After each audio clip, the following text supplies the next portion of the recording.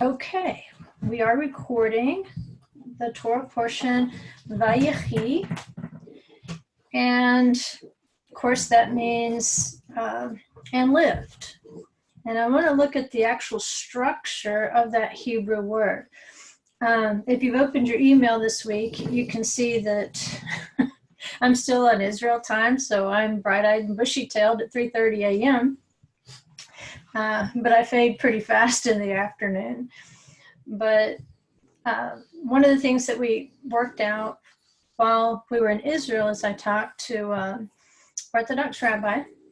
His name is Rabbi Shlomo Eitan, and his work for decades now has been to prepare young boys to go into yeshivas, which are places of learning Torah. And so his job has been taking the very beginner and teaching them the Aleph Beit and basic reading skills so that they can go into yeshiva and study the Torah.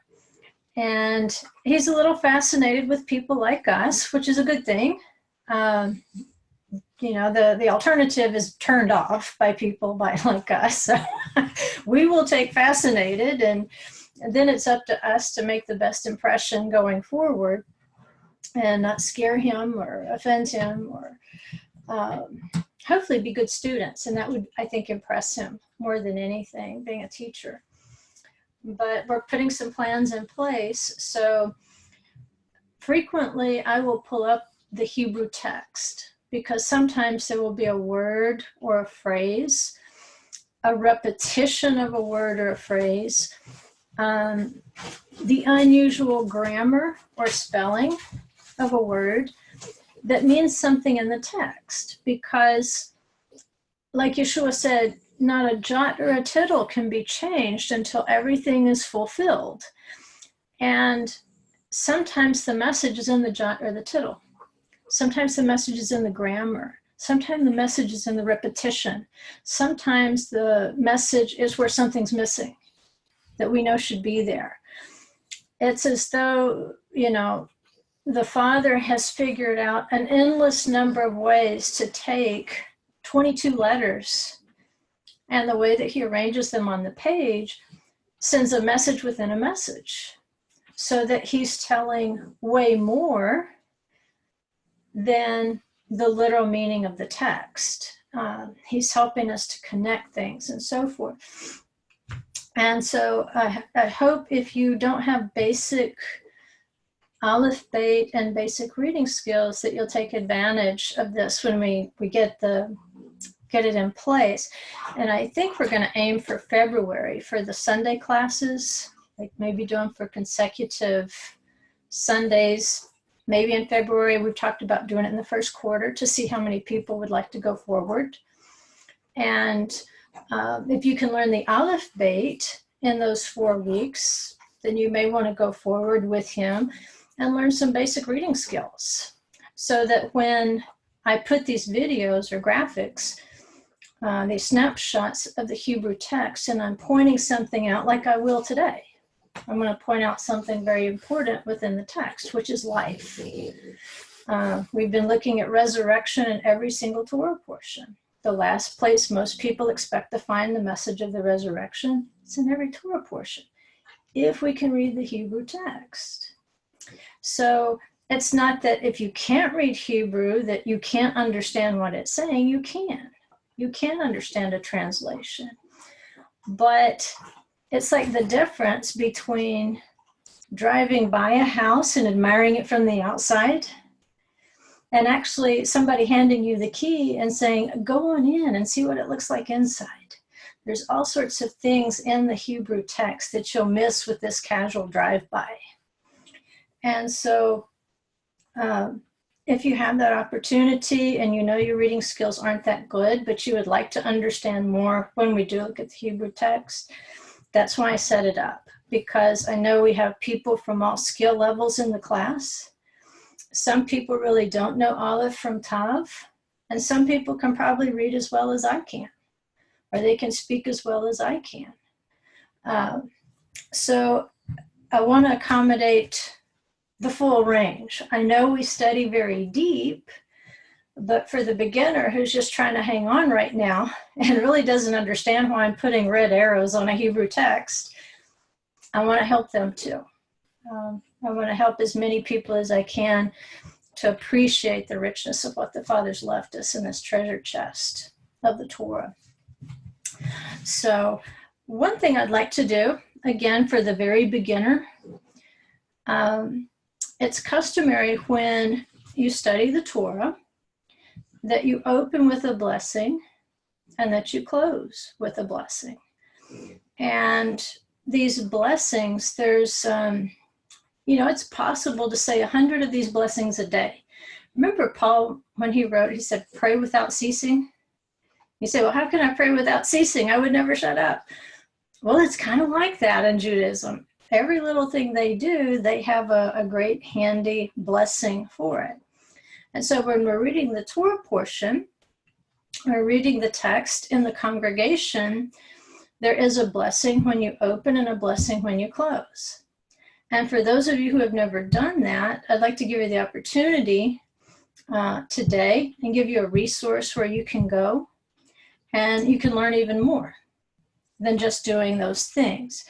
So let me screen share with you so you can actually read it here.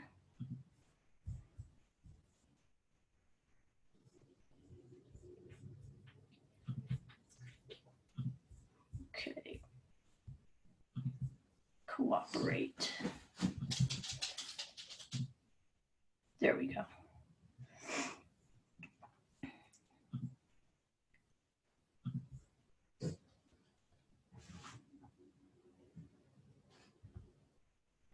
And this is the resource for those of you who have never used a Siddur during a Shabbat service or for prayers. This is a great beginner's guide. In fact, we have these in our congregation, and the fronts, the lettering on them are about worn off. We've used them for so long.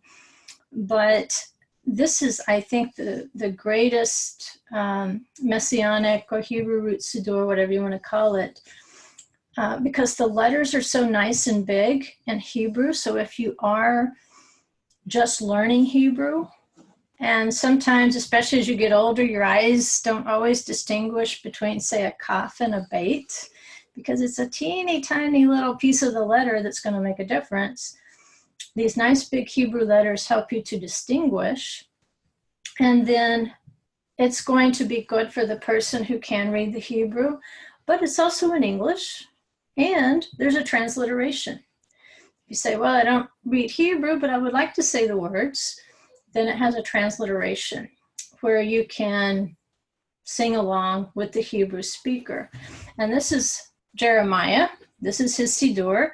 And if you decide to order one for yourself, then just mention that I referred him, and I think he has the best Siddur out there right now. So here's the Torah blessing. And this is the before blessing. And the person who is called up to read from the Torah is called the Aliyah. And some of you already know what Aliyah means. It means to go up. And the place where you read from the Torah is always a higher place in the synagogue or in the congregation. It's called the bima, or the high place, because that's where the word of God is held up. It's elevated. So the one who goes up is the Aliyah, the one who goes up. And the Aliyah will, if he's actually in a congregation, he or she will bow as they say this, and they'll say, bless the Lord, the Blessed One. And then the congregation will respond, and they will bow in return and say, blessed is the Lord, who is blessed for all eternity. And then the Aliyah will come back and say, blessed are you, O Lord our God, King of the universe, who has chosen us from all peoples and given us his Torah. Blessed are you, O Lord, giver of the Torah. And then the congregation will all respond, Amen. So if you do it in English, that's the way that it's done. And then, of course, the Aliyah would proceed with the reading of the day. And if you want to do it in Hebrew, this gives you, like I say, I took this out of Jeremiah's book, and you can see how nice and big the Hebrew letters are, where they're easy to read. So if we were to do it in Hebrew, the Aliyah, the person going up to read, would say, as they bowed, Baruch hu et Adonai hamevorach. And then the congregation would respond and say, Baruch Adonai hamevorach leolam va'ed.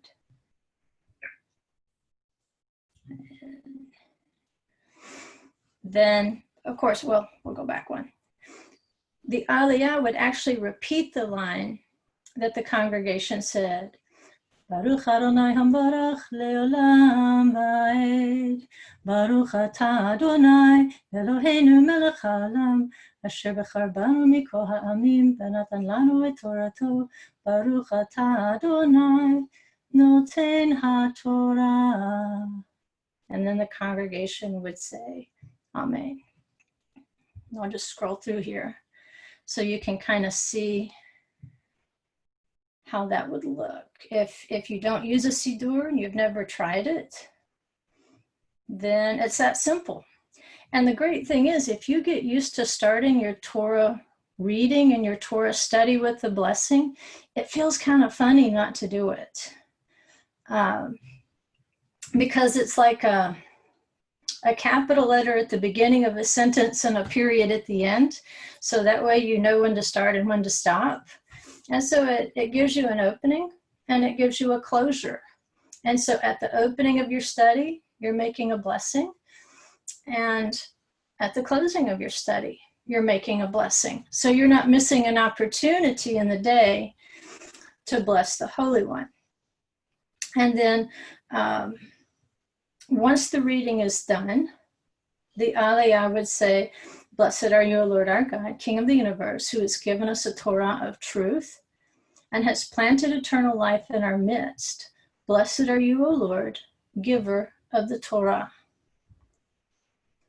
And there again, you can see in the Siddur that he has nice big letters.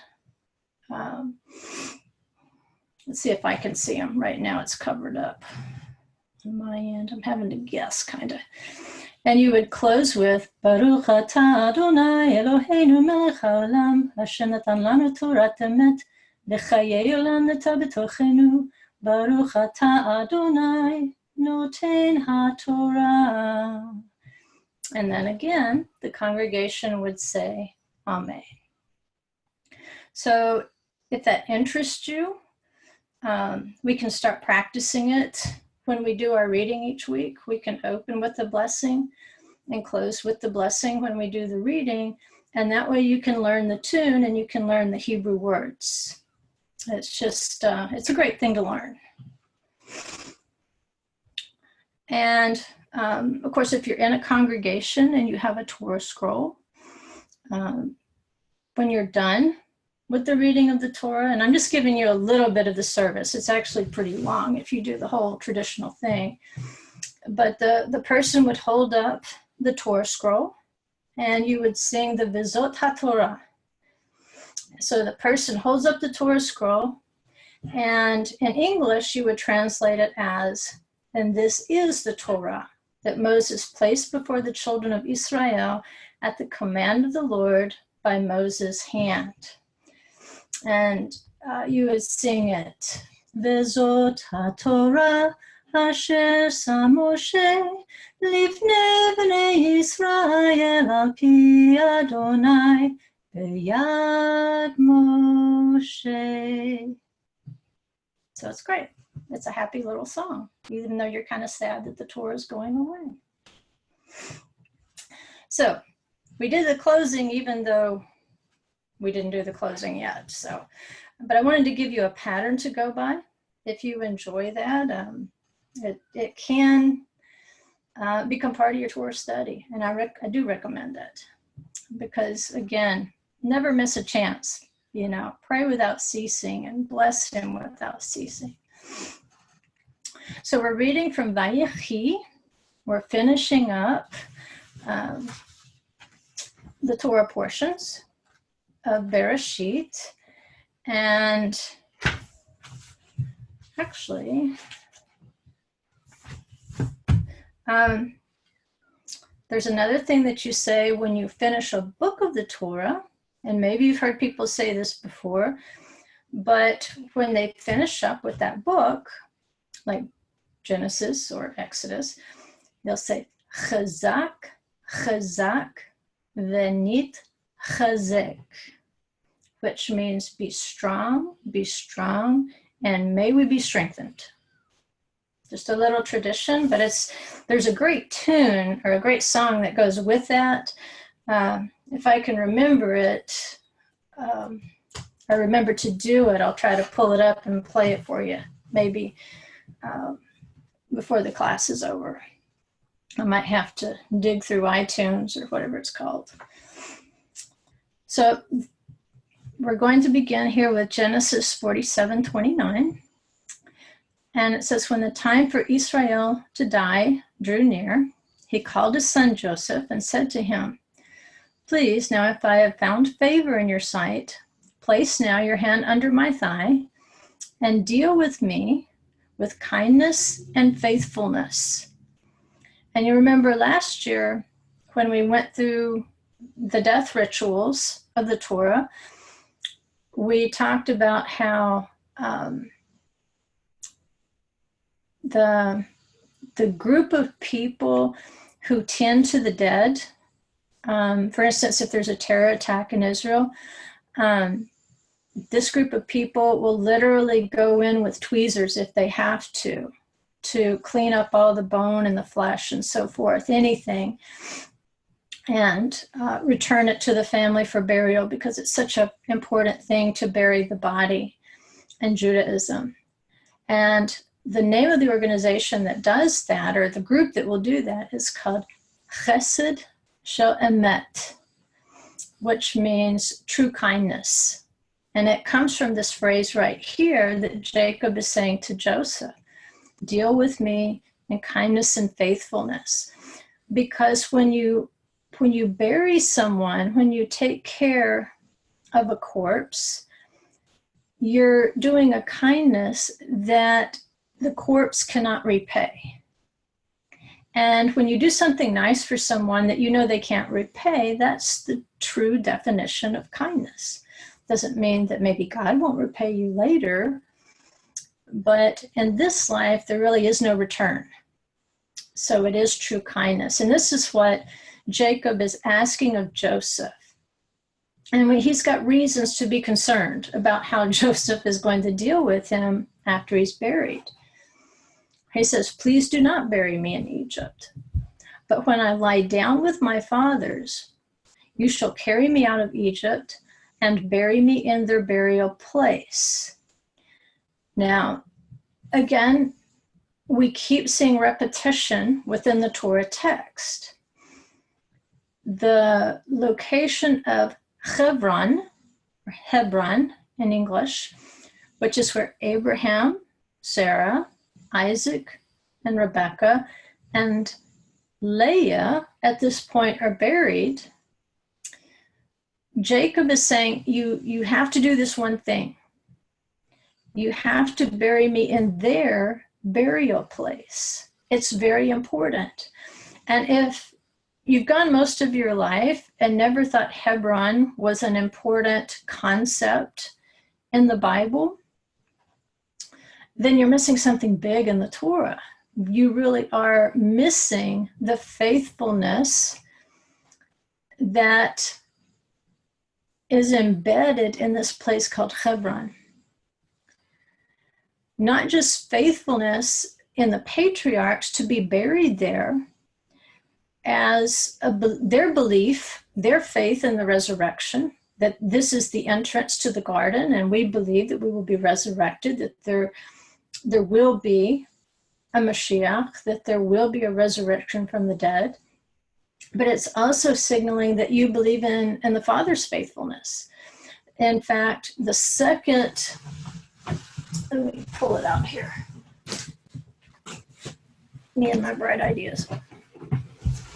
In the daily prayers, if you've ever done the Shmoneh Esrei, you already know what I'm talking about. If you've never prayed the Shmoneh Esrei, you're in for a treat.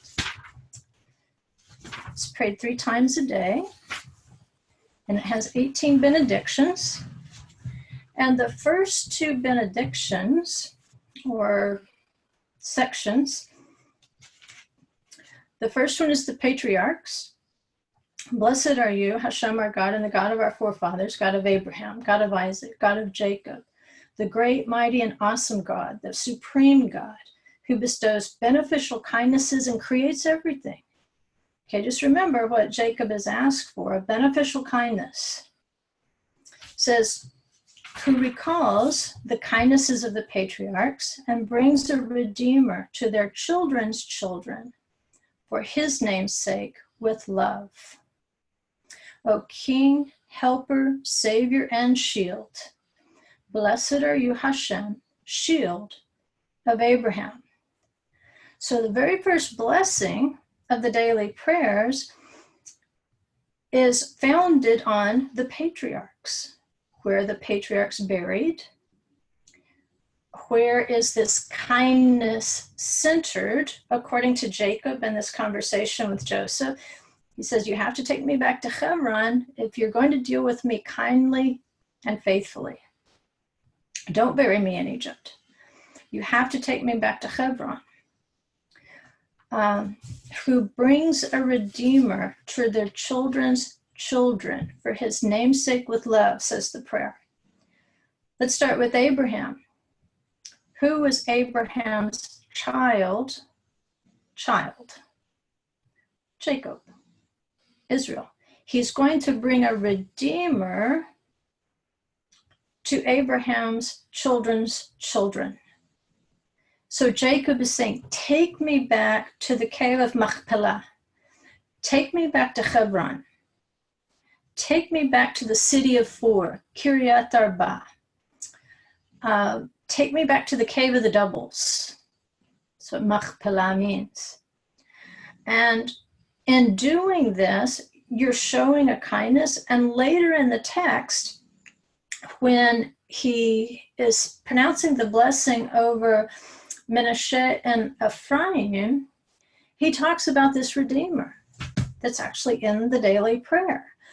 The one who has redeemed me from all evil, he says, bless these lads. Bless these children of Joseph. So as you open up with this prayer, you've got this rich heritage of the patriarchs, something that Jacob thought was so important, he needed to invoke it as he's passing along this information to Joseph, to the father of Ephraim and Menashe. He's going to say, this is very important because we have to complete this cycle from Abraham, Isaac, Jacob. And if you will do this, then there's going to be a blessing upon your children. That's just the first blessing. The second blessing of the Shmoneh Esrei is called the Gevorot, which means strength or power. And it's about resurrection power. It says, you are eternally mighty, my Lord. The resuscitator of the dead are you, abundantly able to save. This time of year, we would pray, he makes the wind blow and he makes the rain descend. And looking at the forecast today, that's definitely going to happen over much of the country in the next few days. He sustains the living with kindness, resuscitates the dead with abundant mercy, supports the fallen, heals the sick, releases the confined, and maintains his faith to those who sleep in the dust. Who is like you, O Master of mighty deeds, and who is comparable to you, O King who causes death and restores life and makes salvation sprout? That would be Yeshua. He makes Yeshua sprout. And you are faithful to resuscitate the dead. Blessed are you, Hashem, who resuscitates the dead. This entire prayer that follows the blessing of the patriarchs is all about resurrection and identifying the Holy One as the one who resurrects the dead, the one who saves the dead. It says abundantly able to save. And notice all the different types of resurrection in the prayer. He sustains the living with kindness. He resuscitates the dead with abundant mercy. That's good to know, because some of us are going to need more than others. It says he supports the fallen, heals the sick, releases the confined, and maintains his faith to those asleep in the dust. So this is not just a great resurrection prayer. When he heals you from a disease, when he heals the sick, that's giving you a foretaste of resurrection. When he restores your body to its original state. So that's pretty good news. Like I say, if you do those prayers, you'll get to hear, just like we're hearing resurrection in all the Torah portions, you'll begin to hear it in those benedictions. And every time you pray it, it'll take you a little bit deeper in terms of what you understand. Even in terms of a conversation like this, that maybe you've read it in the Bible in years past, but hopefully this year you'll get a clearer picture of the resurrection. So he says, you shall carry me out of Egypt and bury me in their burial place. Now, for those of you who have been learning a while, you remember there's been at least 2 lessons where we've talked about the king of Egypt as being the king of Abaddon, which is another word for hell or Sheol.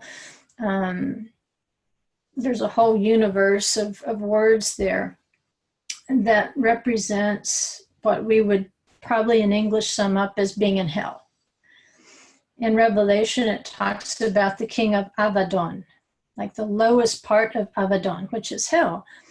But as we get into the next book of the Torah, you'll realize there's a little play on words in Hebrew where Pharaoh's advisors are telling him, don't you realize that Egypt is Abaddon? Don't you know that? Don't you know that we're destroyed? In other words, this Holy One of Israel that you claim not to know, he has actually destroyed destruction. He has destroyed Egypt. He has destroyed death, as the subtext there. So when Jacob says, carry me out of Egypt, there's a recognition there that I'm in a place of death. Even though it is a place of salvation, it's like extended stay America. You can stay there way too long. It wasn't a place to live. It was a temporary residence. And for the righteous, Abaddon, destruction or death, it's a temporary residence. Mitzrayim is Egypt. The metaphor is Abaddon. Egypt represents the nations. But he says, I want you to carry me out of Egypt, this symbol of destruction, this symbol of tribulation, this symbol of death, and I want you to take me back to Hebron and bury me in their burial place. And he said, I will do as you have said. He said, swear to me. So he swore to him. And then Israel bowed in worship at the head of the bed. Now, I've shown you a few pictures of Hebron, and I don't know if I've shown you this one. I actually had a different picture, and then I took another one when I was there last week. But I wanted you to kind of embed more information about Hebron. You already know that it's called the Cave of Machpelah, which is the cave of the doubles, or the cave of the couples. And right now, the patriarchs and matriarchs are buried in doubles, except for Jacob. He married double. He actually had 2 wives, and we're going to talk about where Rachel is and what's her role and why she wasn't buried there. At any rate, at Hebron, where Jacob says he needs to be carried back there and buried there, the whole idea is that everything's in doubles. And today, it's a place of learning Torah. It's a place of prayer. But it's also a place where you can have, say, a bar mitzvah, or you can have a circumcision. And if you're going to have a circumcision, they use something called Elijah's chair. And Elijah's chair is a symbolic chair of Elijah, where he is welcoming every circumcised baby boy into the family. And it's odd, at Hebron, instead of having 1 Elijah's chair, they have 2. And you can see that in the picture here. Let's see, it says Zechor Letov, and that means remember for good. But you can also see by the way, see the footrest in the picture, how worn it is, where the shoes have rested on the footrest while they held the little boy for circumcision.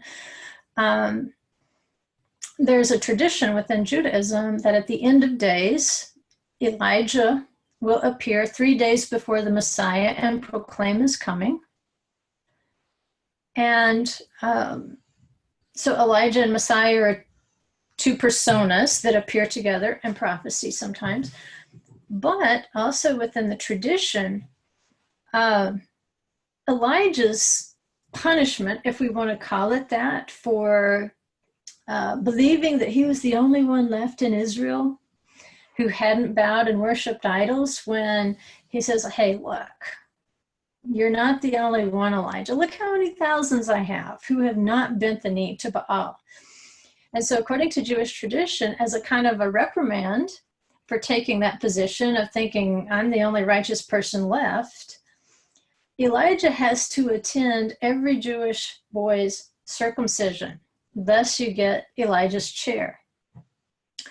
And that's to remind him, basically making him count all the Israelites, all the Jews who are being added in to the children of Israel on the 8th day. And if you'll remember in our Hanukkah teaching, there was a dispute as to whether, when we're talking about the 8 princes, whether it's Elijah, Messiah, or Messiah Elijah in the counting of the 7th and the 8th. But another tradition about Elijah is that in the Messianic era, as the tribes are coming home, they will not really know what tribe they're from. And so it will be Elijah's job to basically stand there and say, you're one of these, you're one of these, you're one of these. He's, according to the tradition, the one who can identify which tribe you're in. And he can assign you, I guess, the proper gate into the city.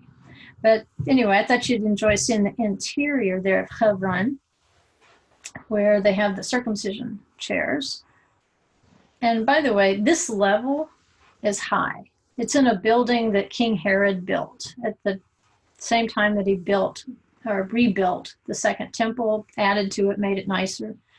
And so the actual cave of Hebron is far underneath this level.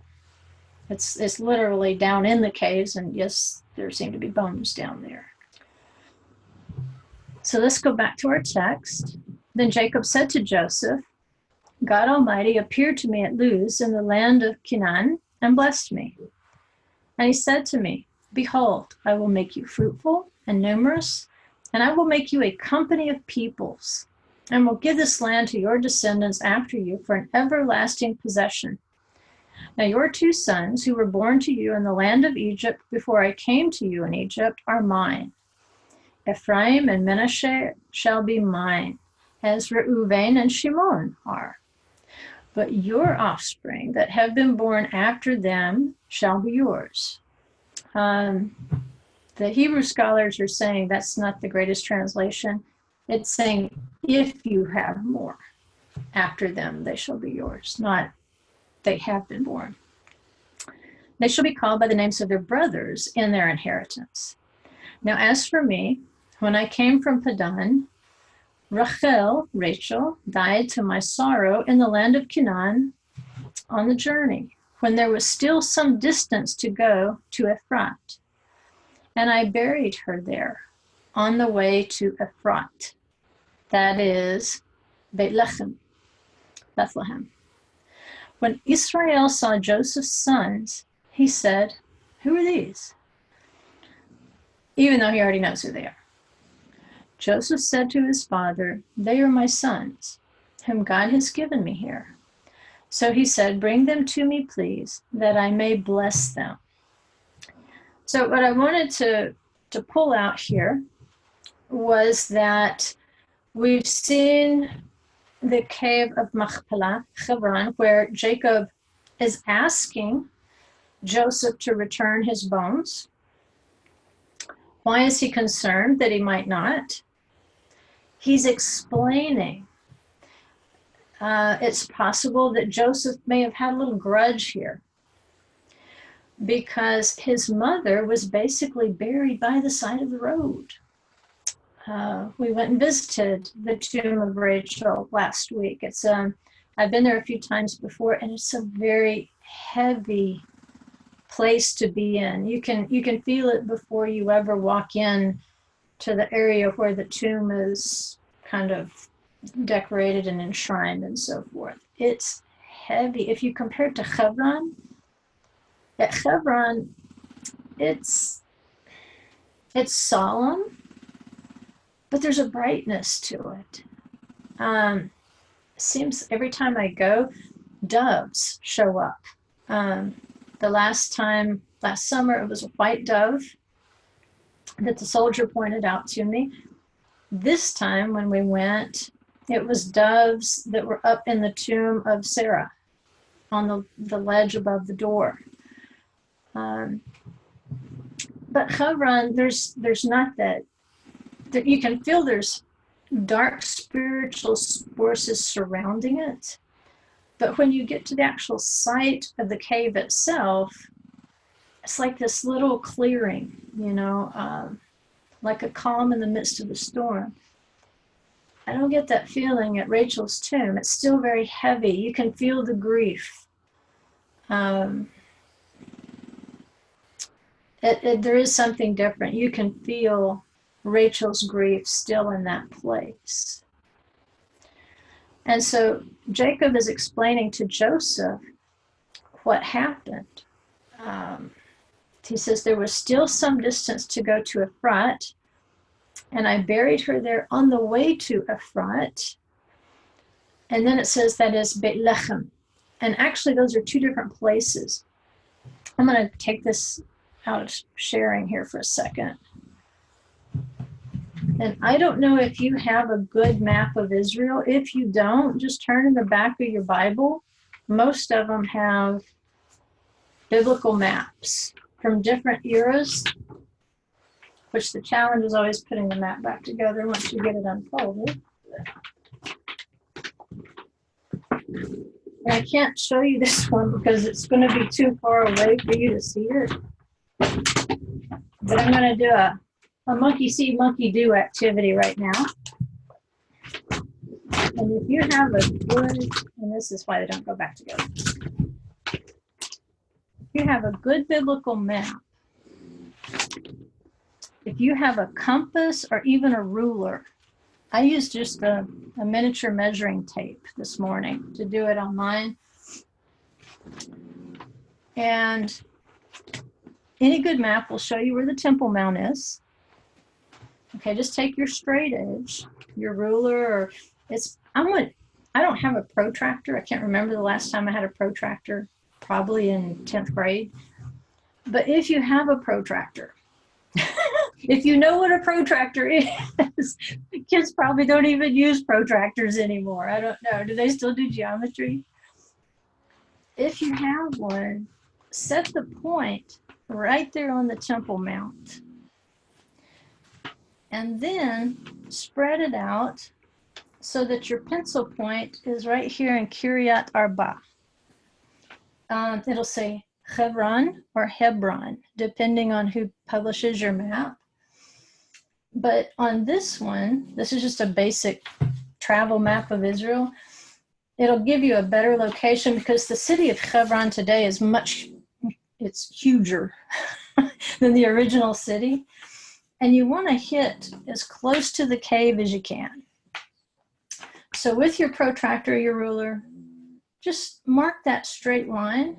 And the reason for doing that is so that you can kind of see what Jacob's talking about in the text. Because if you're up here on Mount, sorry, but she's sleeping, that's good news. As you're coming down from Mount Moriah or Mount Zion, you'll go down, down, down, and you're not very far at that point. In fact, I figured it out. It's only 8.2 kilometers from Jerusalem to Bethlehem, which is only 1 hour and 47 minutes to walk it. The average person who is not fit could still probably walk it in 2 hours. So if you're going from Jerusalem down to Bethlehem, it's fairly close. But then we realized the first thing he said was Ephrat. And that's a little ways farther. And so you say, well, why doesn't he make up his mind? Is it Ephrat or is it Bethlehem? Is it Bethlehem? Yeah. Just like Hebron.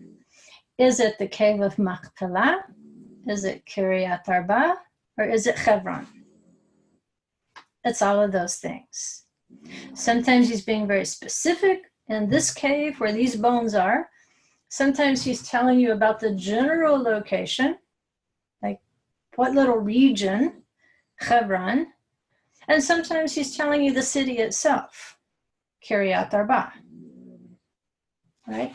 So if you look on your map at where Bethlehem is and then compare it to where Ephrat is, basically if you're driving it, it looks like two hills.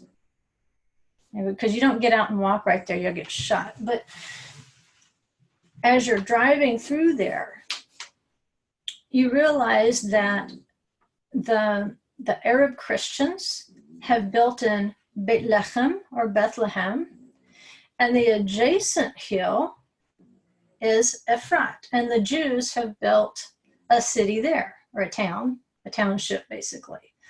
If you've ever heard of Rabbi Shlomo Riskin, a modern Orthodox rabbi, he's very encouraging to women, by the way, and truly incorporating them into the process there at his synagogue.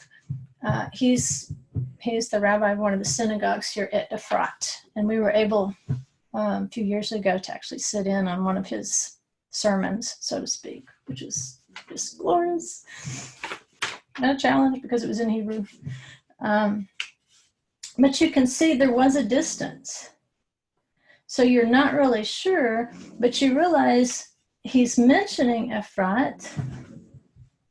Let me give you the distance on that. All right, we said it's 8.2 kilometers from Jerusalem to Bethlehem, which is an hour and 47-minute walk.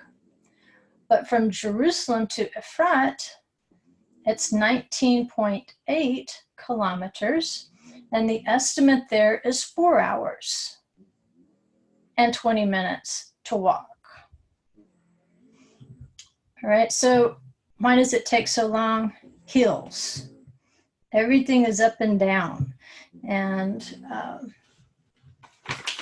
so on the map, he's putting these two areas together conceptually. Bethlehem, Ephrat. But where Rachel's tomb is as Jacob says in the text. It's short of Bethlehem. It's just short. And so if you use that as the actual place, her actual tomb where she was buried, just trying to give you some perspective here, it's only 6.5 kilometers from Jerusalem, which I can't imagine they would be that close to Mount Moriah and not have been there. He doesn't explain why they were going toward Ephrat, but it only makes sense that they would have gone to Mount Moriah. So it's only 6.5 kilometers from Jerusalem to Rachel's tomb. So it's only an hour and a 24-minute walk.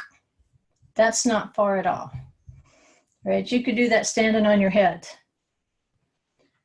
So basically, she's buried between Mount Moriah and Ephrat. If you look at your distances, that's why I wanted you to draw a pencil line, if you don't mind drawing on your map. And that helps orient you toward the path that Jacob says they were taking. Now, if he had continued on that path in a straight line, he would have ended up at Hebron. And Hebron wasn't that far away. It almost makes you wonder, why didn't they just keep walking? Why didn't they just put her in something and keep walking? I mean, they carried Jacob's bones from Egypt. They carried Joseph's bones from Egypt. They couldn't take Rachel just a little bit farther?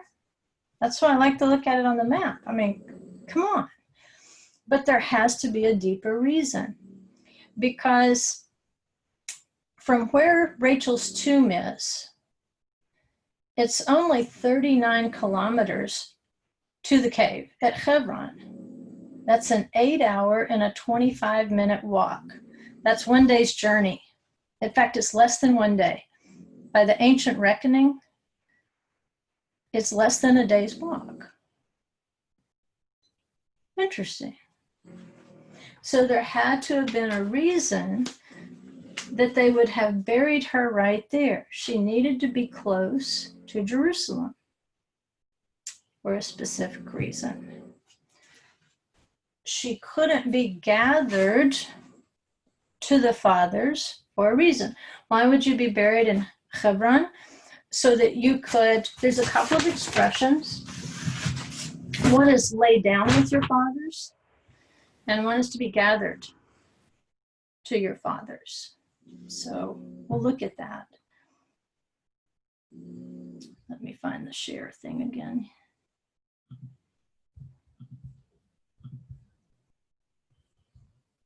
Great.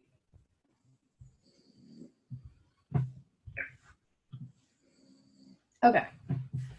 This is incredible because over the past several years, when I go to do Ulpan or do research or other things, I get an apartment in a place called Shchuna Germanit, which is German colony. They call it the Mosheva, or the neighborhood. And the main drag, or the main street, is Emek Rephaim. And I had hoped I had a better picture of this, and I don't. So I'll advance it to something you can read. And if you go down Emek Rephaim and you cross over a street that converges with it, then there's a little bridge there, and you kind of use the Menachem Begin Center as a shortcut because there's that bridge to get over the street. And then once you cross that bridge, you're looking down into the Gehinom Valley, which is the valley that's equated with hell, because it's where the Canaanites would sacrifice their children to Molech. And it was like a big garbage heap. But up higher, before you make that turn, and then see if you'll skirt around the Gehinom Valley and stay on the sidewalk and just keep walking, you'll walk right up to the Zion Gate. And so I've always used that path as a shortcut, so I didn't have to go up to the Jaffa Gate. And it's just a lot less traffic and hassle, and plus it's a shorter route. I can't tell you how many times I have walked past this place and did not know it was there. When you get to the Begin Center, behind it, there's this little gate with this tiny little sign that you don't pay any attention to. But there's the most incredible thing right there.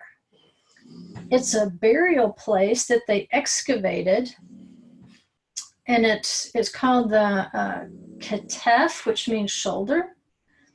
Chinom, the valley is Chinom, so it's on the shoulder of Chinom. And then above it, the Scotch churches built a church. So it's kind of wedged in there. You don't notice it. But it's on that boundary between the tribal allotments of Judah and Benjamin. And you know that the temple itself is built on the side of Benjamin.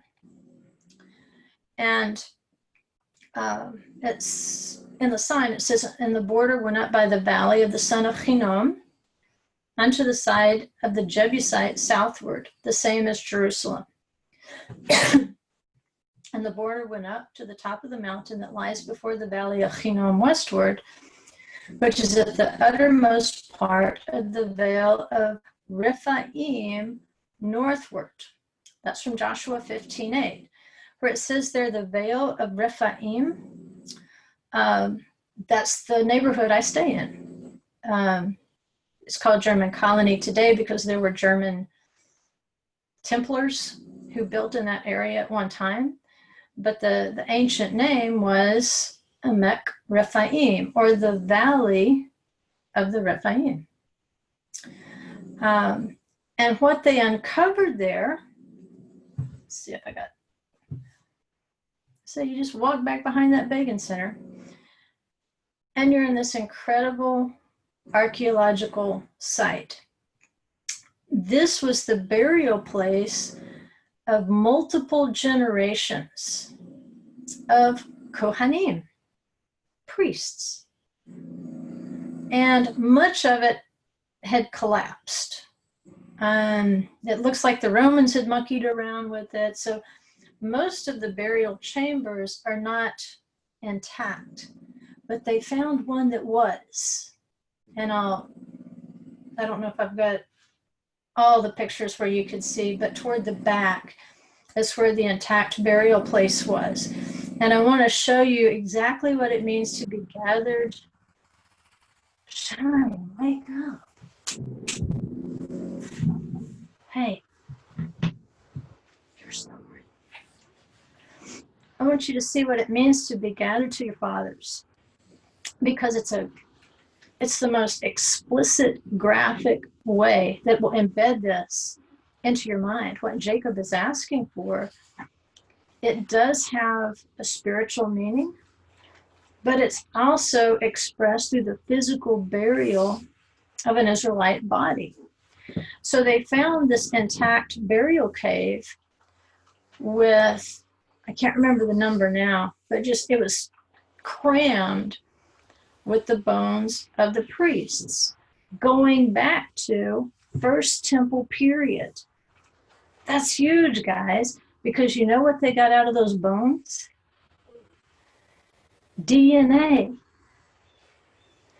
They have the DNA of the Kohanim going all the way back to the First Temple period. Like I say, you would walk right past this and never know it was there if you didn't see that little sign on the gate. So you can see here some of the burial chambers. I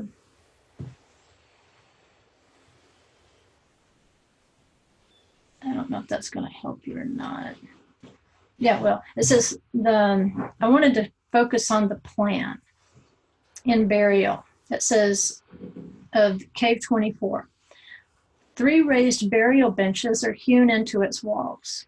One of them is especially wide and features a row of 6 headrests.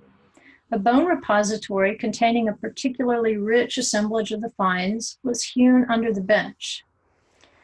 The assemblage consisted of more than 1,000 items, among them 263 intact pottery vessels and artifacts made of a variety of materials: metals, silver and gold jewelry, rare glass, bone and ivory, and some of these items were rare and prestigious, attesting to the high social class of the deceased.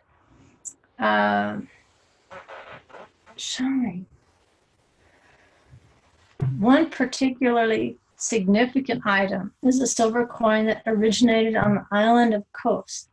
It's dated apparently to the 6th century BCE, the era when the coins first began to be minted. The objects are dated to 3 periods: late First Temple, the time of the Babylonian rule, the time of the return, and then the Second Temple period, the 1st century BCE.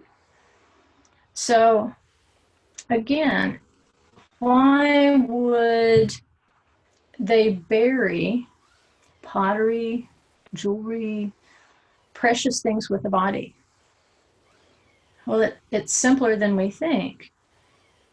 You have to believe in the resurrection.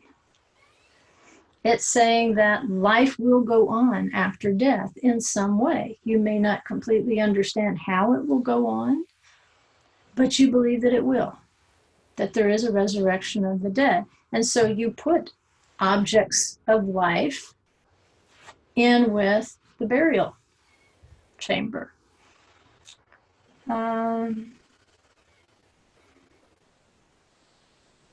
Okay, that's a burial bench. That's one of them. And then you can see underneath there. And it gives you an idea, too, of what, when Yeshua was buried, because these are obviously burial places belonging to wealthy people, what his tomb might have been like, since a wealthy person had it built, basically just hewing it out of rock. But you can see even more burial benches in that other level. And again, you might have the person laid out here on the bench. 1 year later, they will come back, they will collect the bones, that'll be all that's left, and they'll put the bones into the chamber with the other family bones. And that's literally how you are gathered to your people in every generation. Actually, I thought, oh, I know what I wanted you to see here. Here's from the text, Genesis 47:28. It says, and Jacob lived in the land of Egypt 17 years. So the whole age of Jacob was 147 years. I'm not sure why that arrow moved. Oops. That arrow should be pointing, or it did originally point right over the first word of the Hebrew verse. And it's the same word as the title of the Torah portion. Vayechi. Vayechi. And in it, you can see, you've probably seen this on jewelry before. It'll be a Hebrew letter Chet with a yod. And that spells chai, which means life. The verb form is lichiyot. Lichiyot. And you can see the chai embedded in the verb form in lichiyot. So when you use it like as a symbol, chet yod, chai, You've heard the expression, Am Yisrael Chai, the people of Israel live. All right, or you might say a toast, L'chaim, to life. Right, that Hebrew letter Chet symbolizes life. And if you're not familiar with the Aleph Bet, then just study the structure of it for 1 second. Just take a good snapshot in your mind of what that Hebrew letter Chet looks like. And keep in mind that it symbolizes life. Now let's go back to the picture.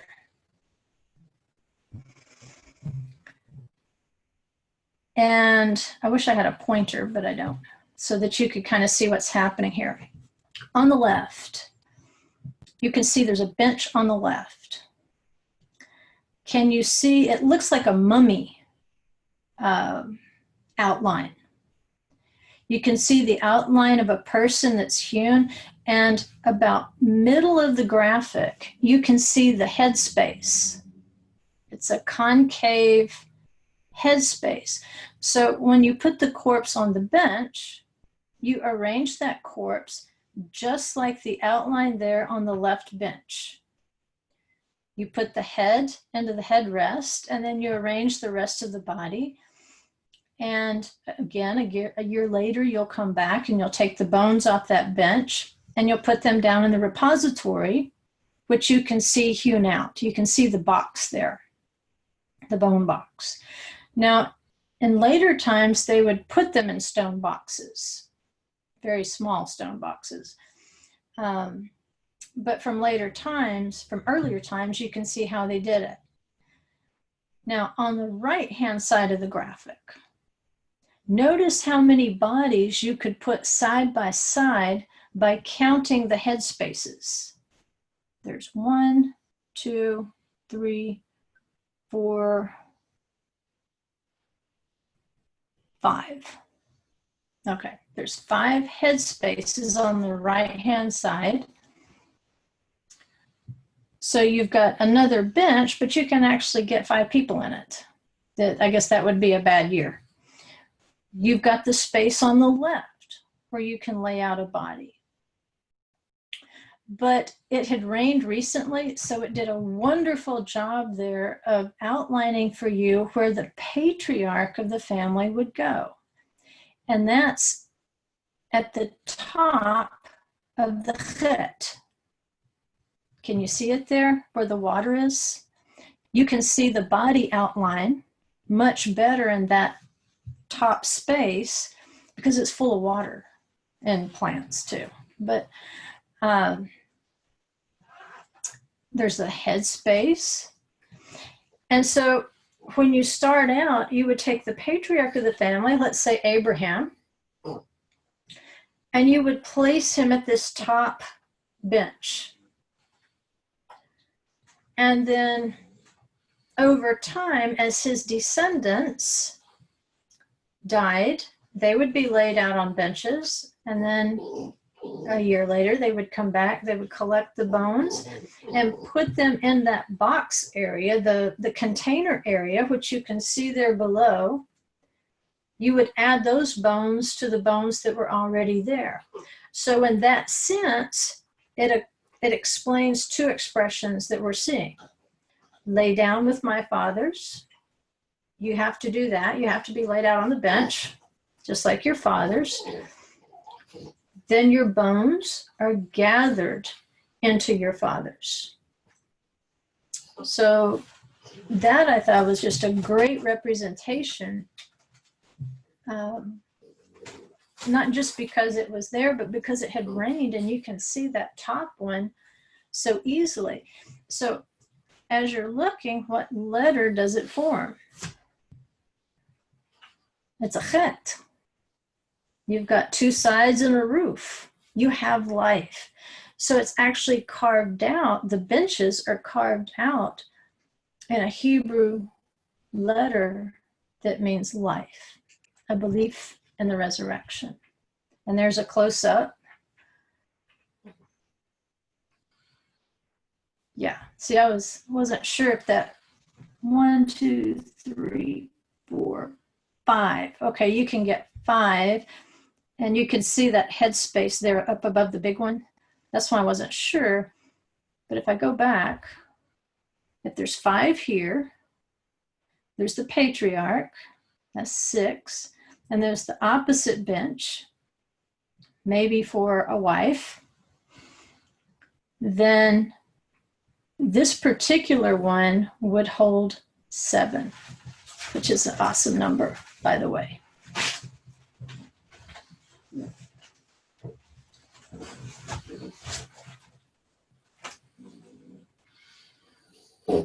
And that's a little bit better view of the container, the box where the bones would have been kept.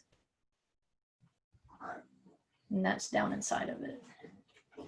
It's also a little bit better view of the headspace where you can see how they literally carved these concave spaces into the rock so that the skull at least would stay positioned correctly.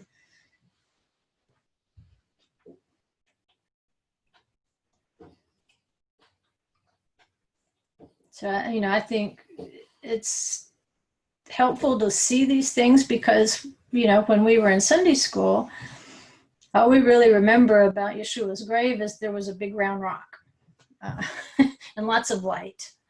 So I think this gives us a great idea. Okay, let me stop sharing for just a second so I can check time. And we're out of time.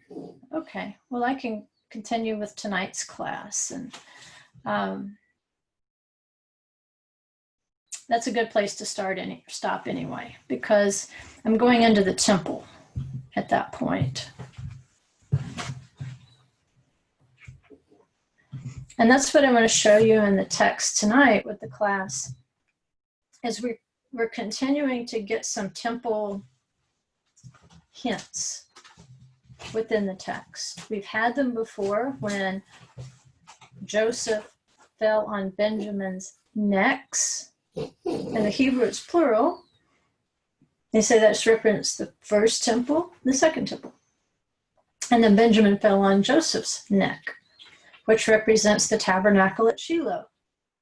Because remember, the first and the second temple were destroyed, so Joseph weeps on Benjamin's necks. And those pictures I just showed you, they are literally overlooking the Temple Mount.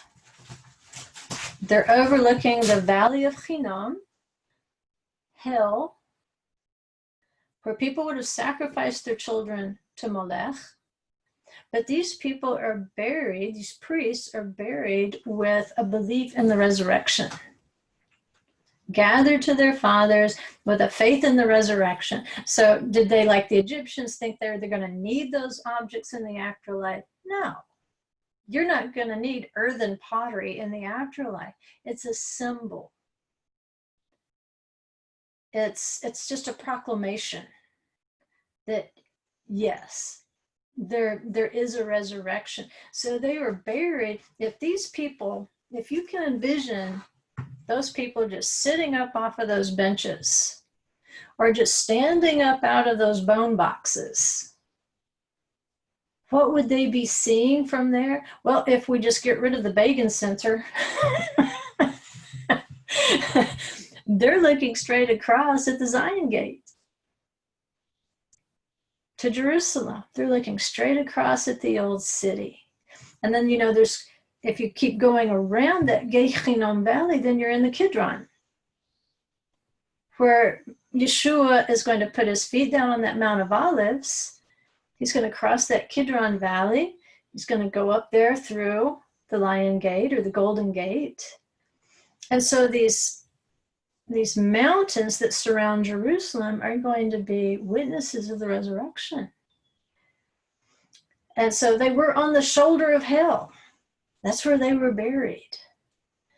But it's, to me, an even more powerful statement, because they're saying death, hell, and the grave are going to have no power over us. At the resurrection, we can pass over hell, if that's what we have to do. Because with Yeshua, he said, yea, though I walk through the valley of the shadow of death, I will fear no evil, for you are with me. Your rod and your staff, they comfort me. You anoint my head with oil, my cup runs over. And so that's just a glorious sight when you stand there and you touch those rocks and you're like, it's a good thing we don't have a temple, because now I would be unclean. Because I'm all over these dead people. Like, I'm sorry guys, excuse us, we got to take a picture. It's a great witness to the resurrection, where you're buried, who you're buried with, what you're buried with. It's important because it's within sight there of that Temple Mount. And then in the text, again, we have Joseph weeping on Jacob's neck. So we're going to have another neck symbol there, maybe to think about in terms of the temple or the dwelling place of the Shekhinah.